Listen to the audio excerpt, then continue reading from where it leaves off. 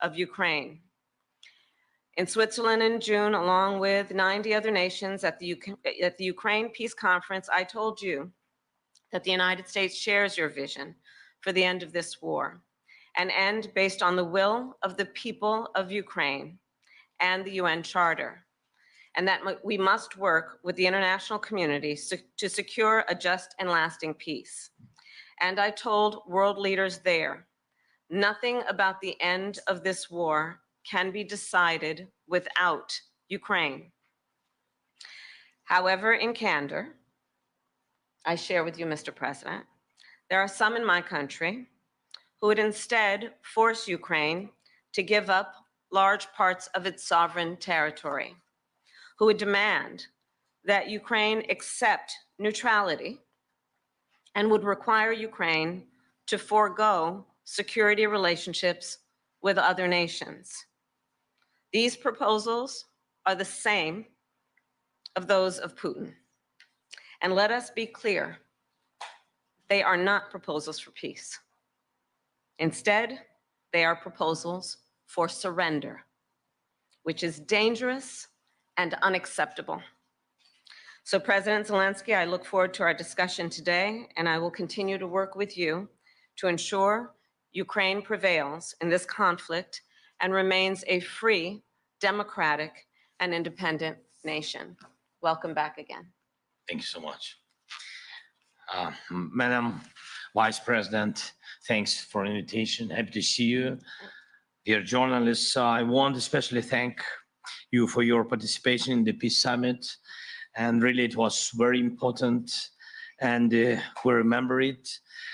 The format was successful. We are preparing the second one. And now we have to end this war. We need a just peace, and we must protect our people, Ukrainian families, Ukrainian children, and everyone from Putin's civil. And we are grateful to America for supporting Ukraine all along.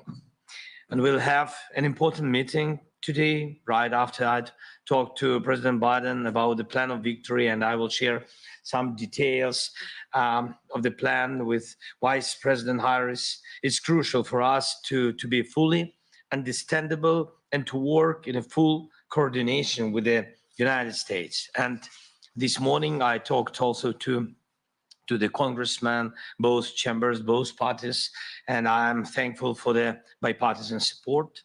We believe this war can be won and just peace can be closer only with the United States. Madam Vice President, this is our, you said, seventh meeting? Seventh, and not last. And the third meeting, as far as I remember, the third meeting this year. Yes.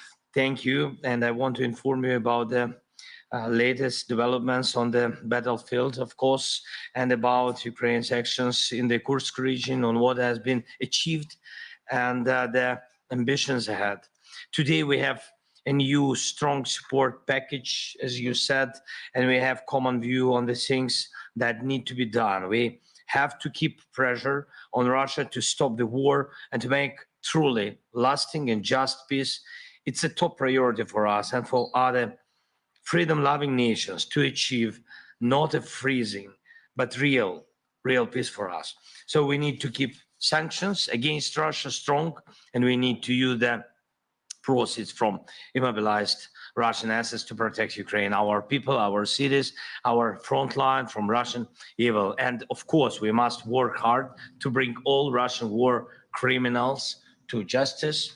And one more thing, I want to inform Madam Vice President about the latest Russian missile and the Shaheed's attacks against Ukrainian energy infrastructure.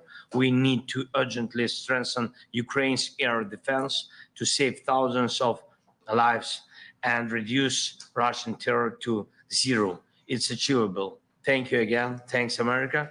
Thanks to you, Madam Vice President. Slava Ukraine. Thank you. President Zelensky. Here, we're going to go ahead. Thank you, sir. Can you call on Eric Adams, Vice President? All right, we'll make a clear play, please. Thank you very much. Please move out the door.